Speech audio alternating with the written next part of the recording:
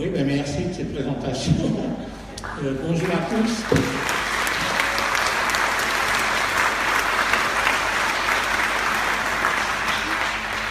Au bénéfice de l'âge de tous les intervenants, je vais demander à notre animateur d'être un peu indulgent si je mords un petit peu le trait, parce que j'ai vraiment des choses vraiment nouvelles à vous apporter et je risque de déborder de quelques minutes, mais enfin, ne m'en voulez pas.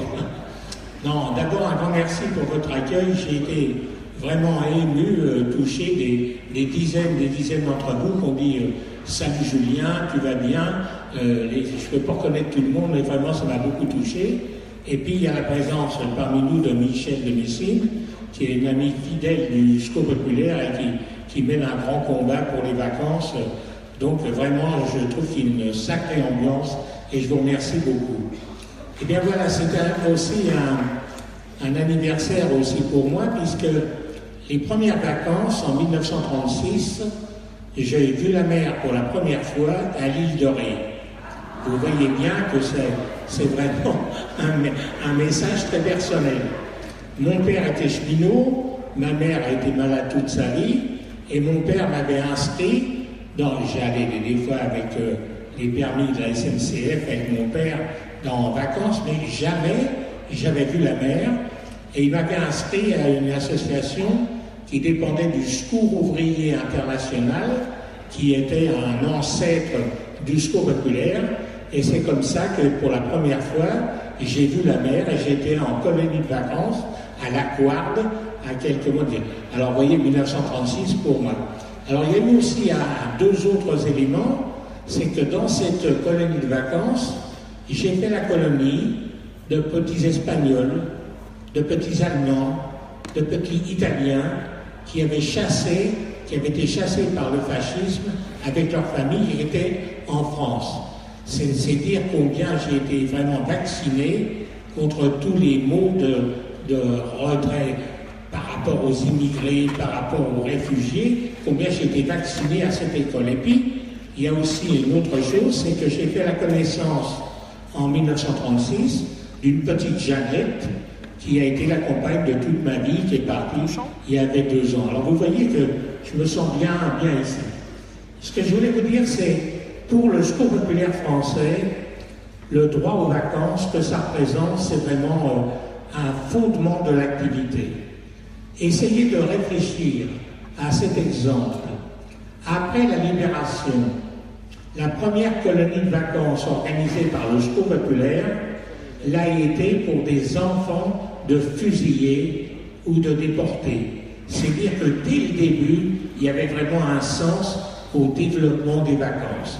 Nous en sommes aujourd'hui à cette grande époque de dénoncer que 80 ans après les victoires du Front populaire, il y a un enfant sur 3 et un Français sur 2 qui ne sont pas partis en vacances.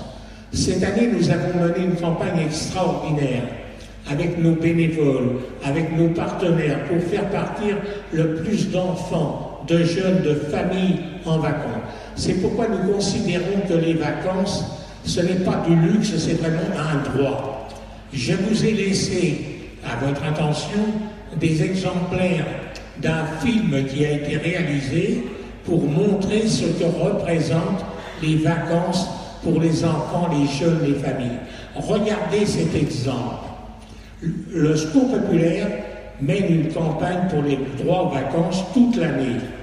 Lorsqu'arrive la période d'été, c'est là qu'évidemment qu'il y a le plus de départs.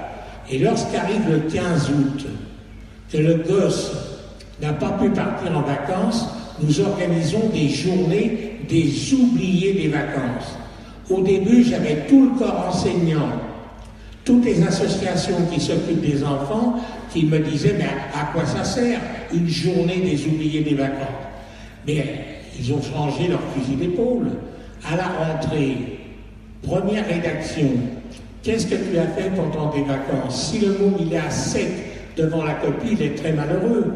Mais s'il a vu la Tour Eiffel, comme l'année dernière, avec 70 000 gosses qui ont vu la Tour Eiffel pour la première fois, s'il a vu la mer pour la première fois, il en est écrit comme s'il avait été 3 semaines à Saint-Tropez.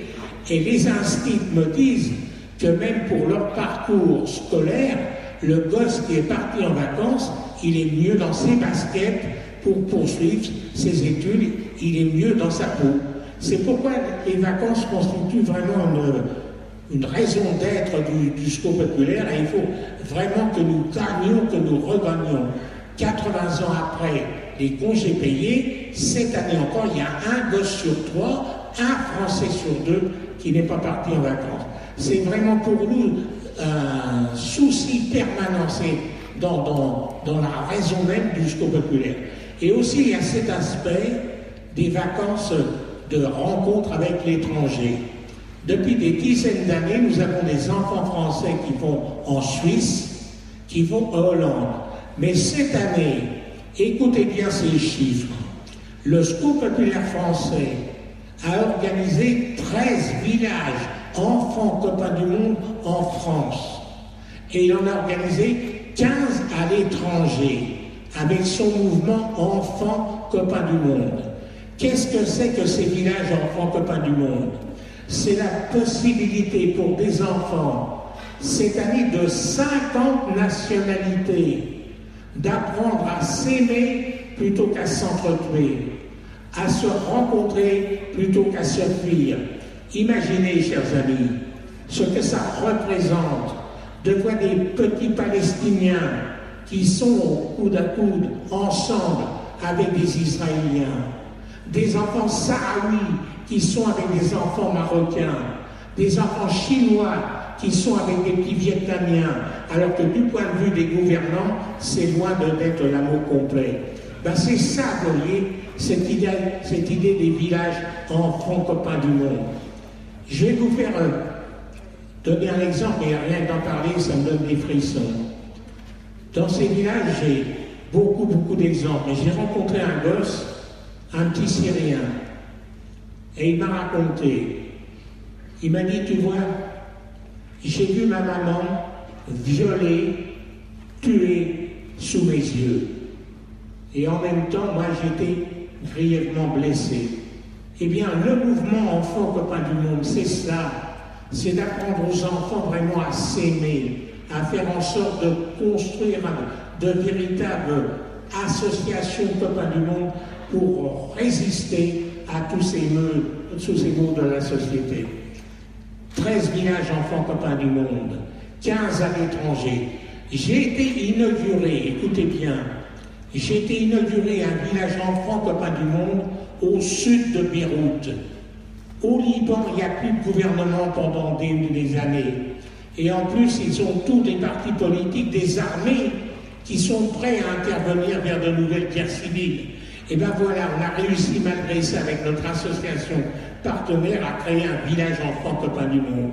Avec cette grande idée que ce village au sud de Beyrouth va recevoir des enfants de différentes nationalités.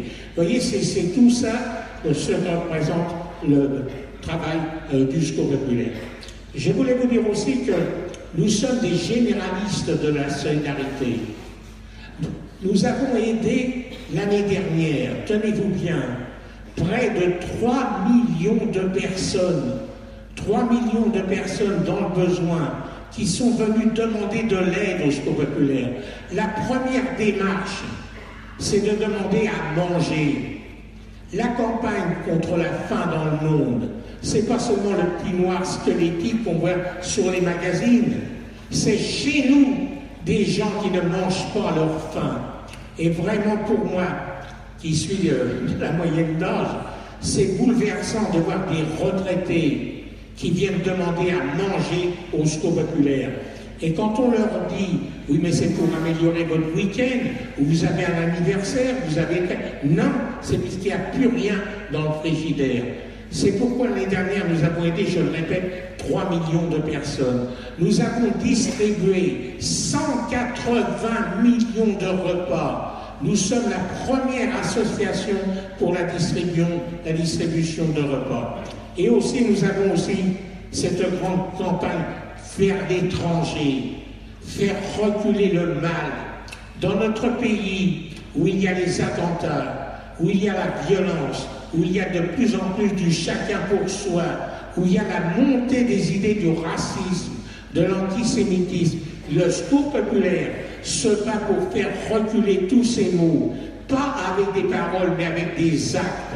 En ce moment, il y a ce problème des réfugiés. Eh bien, le Secours populaire français mène une grande campagne de solidarité pour les réfugiés. Ils ne viennent pas chez nous pour aller au Club Med. Ils viennent chez nous parce qu'ils ont été chassés par la guerre, par la terreur qui règne dans ces pays. C'est pourquoi nous avons cette devise, solidarité ici et là-bas. Et nous développons un mouvement de solidarité mondiale, en particulier avec les enfants. Alors ce que je voulais vous dire aussi, c'est que nous sommes bien dans une période où faire revivre l'esprit de la résistance. Certes, c'est une destination, une période différente, mais l'esprit de la résistance. Écoutez, j'ai été arrêté à 17 ans. J'ai partagé pendant 8 jours la cellule avec Manouchian et les hommes de l'affiche rouge. Et Manouchian me disant, tu vois petit, moi je vais être fusillé, il faudra continuer à te battre, la société est tellement injuste. Cela m'a donné vraiment une volonté, une ferveur de lutter pour que ça aille mieux dans notre pays. Et vous avez le Conseil national de la résistance. Vous savez comment s'intitulait, alors que ces hommes ignoraient si du jour au lendemain, ils n'allaient pas être fusillés ou déportés. Les dirigeants du Conseil national de la résistance, eh bien, ils avaient intitulé leur programme « Pour des jours heureux ». Eh bien, nous, au Secours populaire, lorsque nous emmenons des gosses voir la mer, lorsque nous aidons des familles, y compris des retraités, à manger mieux, à être plus heureux, nous travaillons à des jours heureux.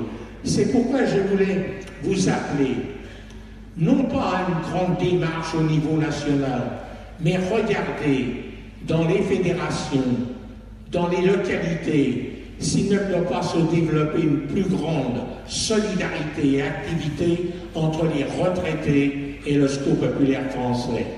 J'étais à Marseille.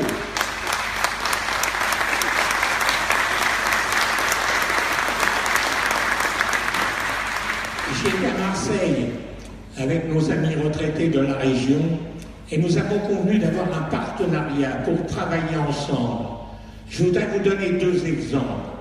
En ce moment, il y a la catastrophe terrible à Haïti. Il y a vraiment des centaines de milliers de gosses, de familles qui souffrent, qui ont tout perdu. Le Secours populaire est présent sur place. Quelques heures après le conflit, nous avions envoyé une délégation avec aussi des pompiers volontaires pour vraiment être utiles. Haïti, c'est pas rien pour le Secours populaire. Nous avons construit des écoles, nous avons remis en route de l'eau potable. Et ça, quand la catastrophe est arrivée, nous nous sommes dit, il faut faire quelque chose. Est-ce que vous croyez que c'est complètement impossible que les retraités, que les amis qui sont ici et le disent aussi, qu'il y ait une campagne de solidarité pour les enfants, pour les familles haïtiennes? Aussi, avec cette idée, je vous fais la proposition, que si vous récoltez des fonds, il y a un représentant de vous, des retraités, qui irait remettre ces fonds à Haïti avec les gens du Secours populaire. Un autre exemple, nous préparons la campagne des Pères Noël verts, avec cette idée que nous avons mené une grande campagne pour les oubliés des vacances. Eh bien là, nous voulions qu'il n'y ait pas des oubliés de Noël.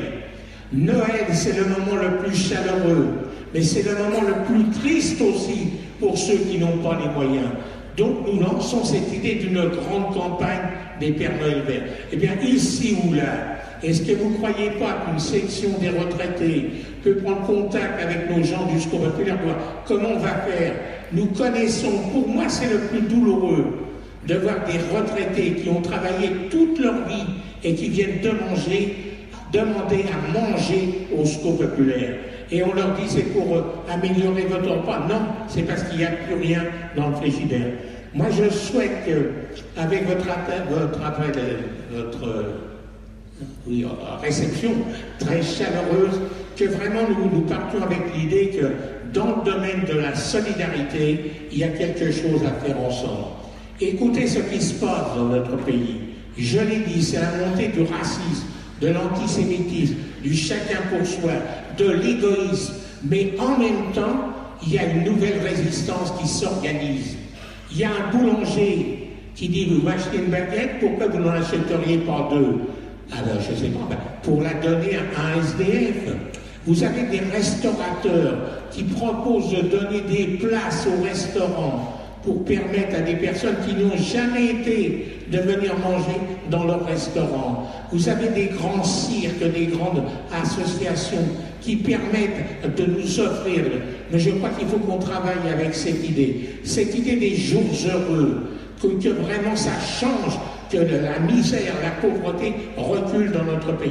Merci de votre accueil.